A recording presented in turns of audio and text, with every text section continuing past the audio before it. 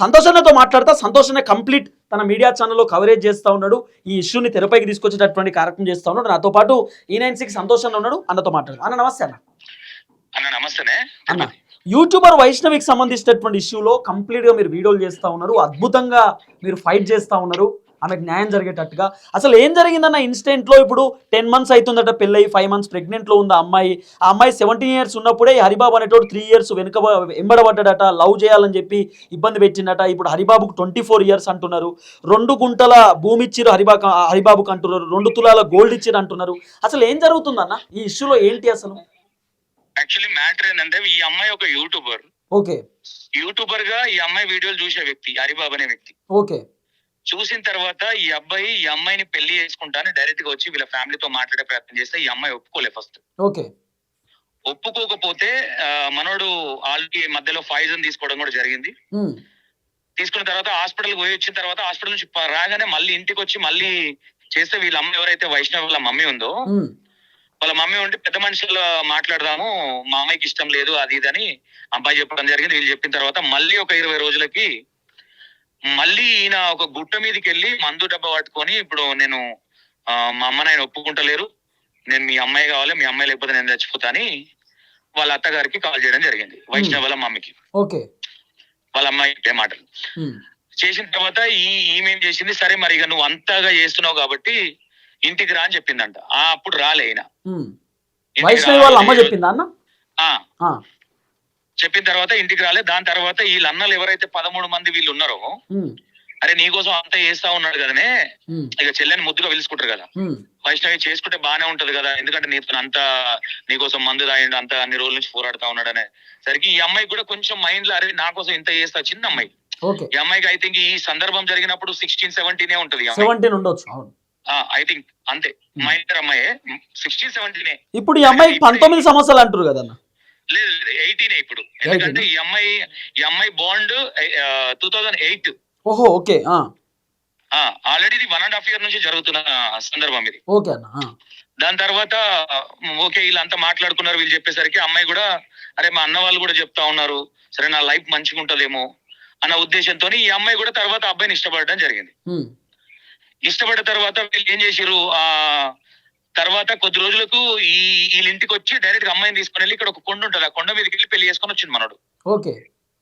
పెళ్లి చేసుకొని వచ్చిన తర్వాత వచ్చి వీళ్ళ అత్త కాళ్ళ మీద ఇట్లా పడ్డాడంట, నేను మంచిగా చూసుకుంటా, పూలలో పెట్టుకొని చూసుకుంటా, ఇట్లా అట్లా మంచిగా చూసుకుంటా అని చెప్పేసరికి వీళ్ళు కూడా సరే ఏదన్నా కానీ పెళ్లి చేసుకున్నారు అనేసి, మరి మీ అమ్మతో మాట్లాడదామంటే మా అమ్మ ఒప్పుకుంటలేదు, మా అమ్మ వాళ్ళతో సంబంధం లేదు, నేను మొత్తం మా అమ్మ అసలు ఇది అది అని నెగిటివ్ గా, అంటే ఫ్యామిలీకి నెగిటివ్ గా మాట్లాడిన వ్యక్తి. వీళ్ళు కూడా ఏమనుకోరు, ఏదైనా గానీ సరే మా అమ్మ ఎవరైతే ఇప్పుడు వైష్ణవ్ వాళ్ళ మమ్మీ ఉందో వాళ్ళ అమ్మమ్మ కూడా, వాళ్ళు 3-4 అక్క చెల్లెలు, వైష్ణవ్ వాళ్ళ అమ్మ వాళ్ళు కూడా, వాళ్ళ అమ్మమ్మ కూడా ఏం చేసిందంటే, ఇక్కడ ఏదైతే ఈ విలేజ్ ఇప్పుడు వైష్ణవి దాన సంస్కారాలు జరిగిన విలేజ్ ఉందో, వాళ్ళ అమ్మమ్మ కూడా వాళ్ళకి ఉన్న కాడికి ఇంత జాగిచ్చి బిడ్డలందరినీ కొంచెం సరౌండింగ్ లోనే పెట్టుకుందనమాట.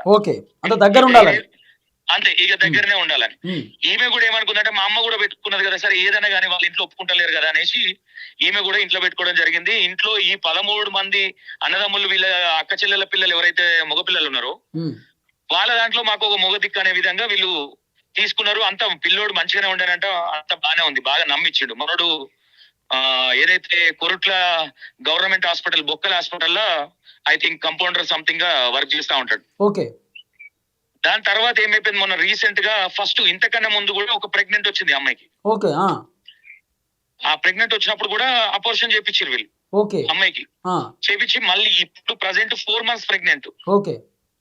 4 months ప్రెగ్నెంట్. ఈ మధ్యలో ఏమైందంటే, ఈ మధ్యలో 8 months నుంచి ఈ అమ్మాయి వాళ్ళ పేరెంట్స్ ఎవరు ఈ అబ్బాయితో కాంటాక్ట్ లో లేరు. ఒక 1-2 months నుంచి ఈ అబ్బాయితో మళ్ళీ వాళ్ళ మమ్మీ కాంటాక్ట్ లోకి వచ్చిన తర్వాత వీళ్ళు ఒక 3-4 రోజుల క్రితం, 3-4 రోజులు, ఒక 15 రోజుల క్రితం వాళ్ళ ఇంటికి వెళ్ళడం జరిగింది. ఓకే. అప్పటికే వెళ్ళినప్పుడు వీళ్ళ మీద కారప్పొడి చల్లి ఎలగొట్టిందంట. అబ్బాయి వాళ్ళ అమ్మ. అబ్బాయి వాళ్ళ అమ్మ. ఓకే. నువ్వు కట్నం 10 లక్షల కట్నం కావాలి అది ఇదని అంటే, ఇక మనోడు కూడా అడగడం జరిగితే వీళ్ళు ఏం చేసిరంటే 2 తులాల బంగారం పెట్టిరు ఈ అబ్బాయికి. 2 తులాల బంగారం ఈ అబ్బాయికి, ఆ అమ్మాయికి 4 తులాల చైను. తర్వాత రీసెంట్ గా ఒక 3 రోజుల కిందనే ఒక 2 గుంటల భూమి ఉన్నది వీళ్ళకి, వాళ్ళ అమ్మ ఎవరు వైష్ణవ్ వాళ్ళ మమ్మీ. అప్పుడిన్నప్పుడు వాళ్ళకి వెళ్ళినప్పుడల్లా ఇంత పెట్టుకొని వస్తా ఉంది ఈమె. ఆ, 2 గుంటల భూమి కొని రీసెంట్ గానే 6 లక్షలు కట్టేసి రీసెంట్ గానే కడీలు పాతిరు. వాళ్ళ ఇంటికి అంత కొడితే ఒక 200 మీటర్ దూరంలోనే ఉంటుంది అది కూడా. ఓకే. ఇక్కడ మేజర్ గా ఏంటంటే మనోడి ఇంటెన్షన్ ఈ అమ్మాయిని వదిలించుకోవాలని మరి అమ్మ నేర్పిందా, మరి అంత ప్రాణంగా ప్రేమించిన అబ్బాయి మరి ఎందుకు ఈ విధంగా మోటివేషన్ అయింది అనే విషయం అనేది ఇప్పటికీ కన్ఫ్యూజన్ గానే ఉంది, కన్ఫ్యూజన్ గానే ఉంది. అన్న ఇప్పుడు ఆ అబ్బాయి వేరే ఎఫ్ఐఆర్ పెట్టుకుని అంటారు, నిజమేనా? అబ్బాయికి వేరే ఎఫ్ఐఆర్ అనే అంటే వీళ్ళ ఎవరైతే ఈ అమ్మాయికి దొరికింది ఒకసారి అని చెప్తా ఉన్నారు కానీ ఇప్పటి వరకే అది క్లారిటీ అయితే లేదు. క్లారిటీ లేని విషయాన్ని కూడా మనం ఇప్పుడు మాట్లాడడం అనేది కరెక్ట్ కాదనే నా ఇంటెన్షన్. ఇప్పుడు ఇంకోటి, ఇప్పుడు ఈ అబ్బాయి ఎవరైతే ఉన్నారో హరిబాబు అని, ఈ హరిబాబు 3 years నుండి వెనుకబడ్డాడు అని చెప్తున్నారు. 3 years నుంచి అనే ముచ్చట కాదు ఇక్కడ. ఒక 2 years బ్యాక్ నుంచి వీళ్ళ ఫ్యామిలీ ఏంటంటే వీళ్ళ ఫ్యామిలీలో ఒక 10 మంది అంటే వీళ్ళ అక్క చెల్లెళ్ళ పిల్లలు ఎవరైతే వీళ్ళ అక్క చెల్లెలు ఉన్నారో వైష్ణవ్ వాళ్ళ మమ్మీ వాళ్ళ అక్క చెల్లెలు వాళ్ళ పిల్లలందరి ఇట్లలో ఒక 10 మంది యూట్యూబర్లు వీళ్ళు. ఓహో, ఓకే.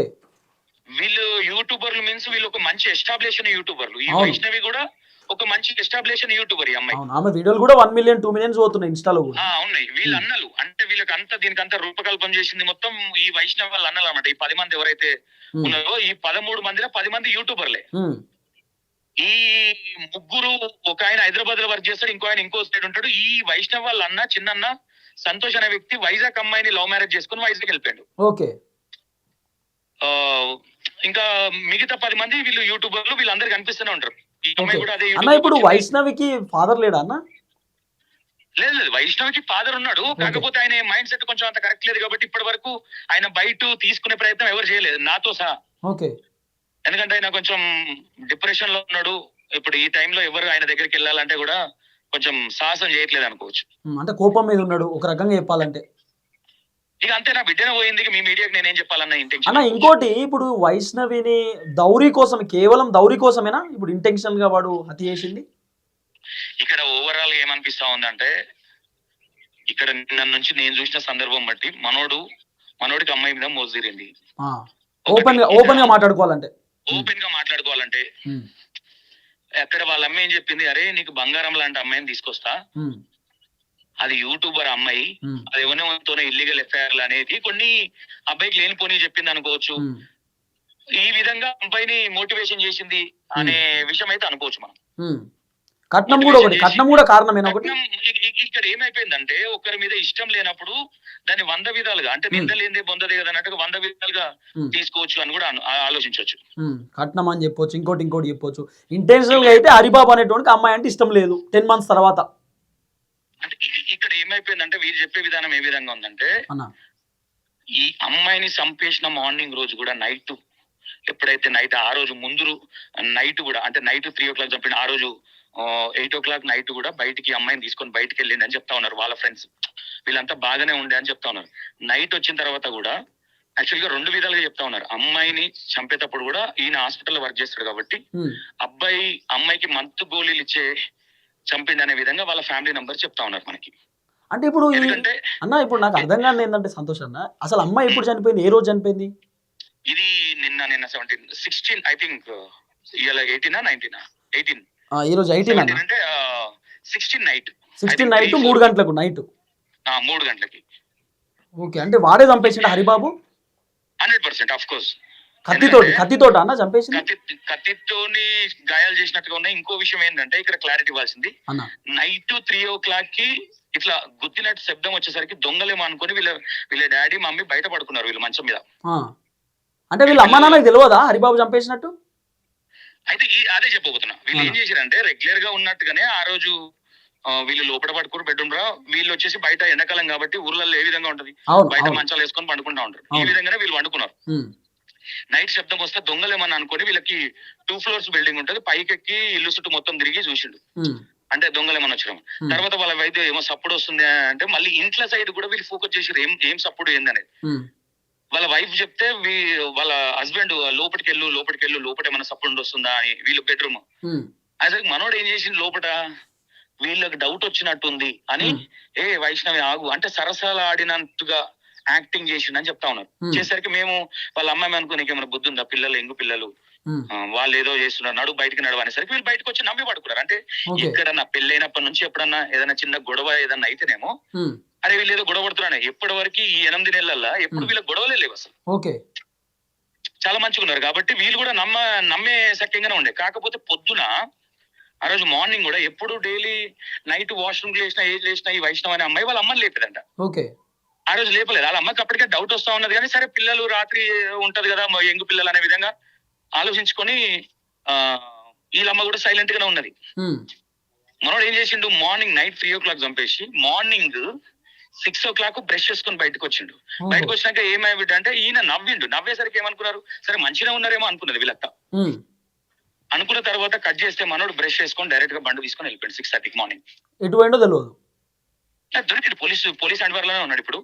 మొత్తం ఫ్యామిలీ మొత్తాన్ని అరెస్ట్ చేశారు. అయిపోయిన తర్వాత ఈమె ఏంది బిడ్డ ఇంకా లేవలేదని ఇంట్లో పోయేసరికి రక్తం అడుగులో వైష్ణవి.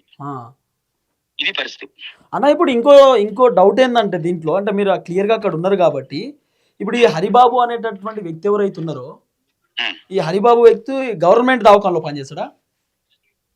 గవర్నమెంట్ దవాఖానలో పనిచేస్తాడు. బొక్కల దవాఖాన అంటే గవర్నమెంట్ సంబంధించి. ఓకే. 2 years నుండి లవ్. సో క్లియర్ ఇంటెన్షన్ అన్న, ఇంటెన్షనల్ గా చంపేసినట్టే కదా ఇప్పుడు దీన్ని బట్టి చూస్తుంటే. ఇంటెన్షనల్ ప్రీ ప్లాన్ అంతే. Yeah, thank you so much అన్న, థ్యాంక్ యూ. సో ఇది సంతోష్ అన్నకు సంబంధించినటువంటి వర్షన్.